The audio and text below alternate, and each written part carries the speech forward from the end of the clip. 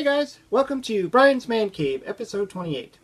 So, today I was looking at some of my old card games that I have, much like the video I did before on Star Wars, the card game.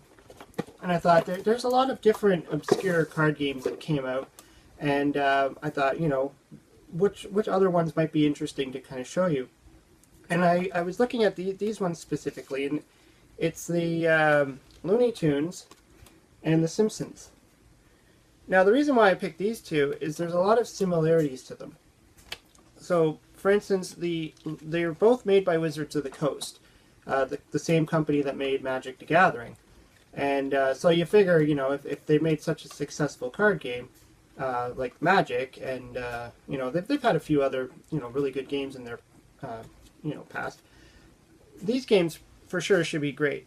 However, it's not necessarily the case. The best part about this game is it has a lot of your favorite cartoon characters. So the first one I was going to kind of talk about was Looney Tunes. And I think that this is one of these games that kind of fell under the radar. A lot of people probably don't even realize they even existed. Here's the manual, Looney Tunes, right there. That's Bugs Bunny. The games themselves are very similar and simple. Like, they play very much the same idea. Just show you some of the ones I've pulled out here. You got Bugs Bunny there. There's Bugs Bunny, of course. Can't have the Looney Tunes without Bugs Bunny. Nasty Canasta, one of my favorite characters. I love that show, that episode. Roadrunner, very popular. Of course, Tweety. Always have to have Tweety. Daffy Duck. Everybody's favorite, Hairy Monster. If you've ever watched Looney Tunes, you'll know exactly what this guy is. And other various scenes from the TV show. I really bought this because I thought the artwork looked great. It was, my favorite cartoon when I was growing up. One of them anyways. I have a lot of them. And it was just overall cool to have a card game based on Looney Tunes. Now, the way to play this game, you're really just building scenes. So if you're noticing, a lot of these, they're just like a scene or a clip from the TV show. And then they have a number at the top there. And it pretty much is just scoring points. So you're building up a scene. So you'd have these scene cards. You would lay them down from the top of the deck or from your hand.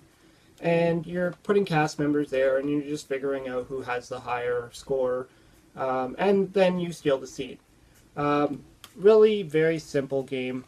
It's probably one of those games that probably didn't even need to be a collectible card game, because it probably could have just been self-contained, or what they call living card games, where they just sell you all the cards and then just tell you how to play it. The other one I was going to show you is The Simpsons. Again, this one kind of came out, and I think it flew under the radar.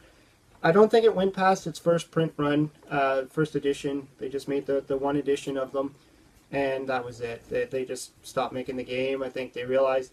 And sometimes I think that they made these games as a way to introduce you into the better games that they sell.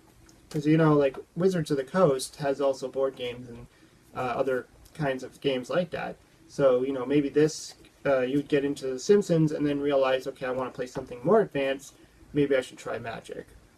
This is the deck that I bought. This is Mr. Burns. So... you battle, obviously, using Mr. Burns and Smithers. And then the other one I bought was Homer, because you got to have Homer. And I think there was a few others. I think they're on the back. Yeah, there was Bart and Lisa as well. Again, I don't think they went past these 4 structure decks.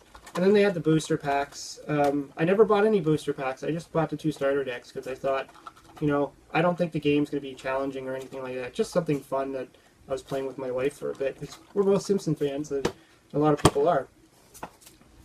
The back's kind of neat too. I got them in these card sleeves just to kind of protect them, and it makes it easier to shuffle. I didn't do it with these ones though. I mean, I didn't really play this game much. I just bought it and looked at the cards, tried the game once, and didn't really like it. The Simpsons is a little bit more complex than the Looney Tunes. I mean, the Looney Tunes, there's not much to it. There's a few... let me see here. There's one that was just like draw 2 cards or something like that. Very simplified game.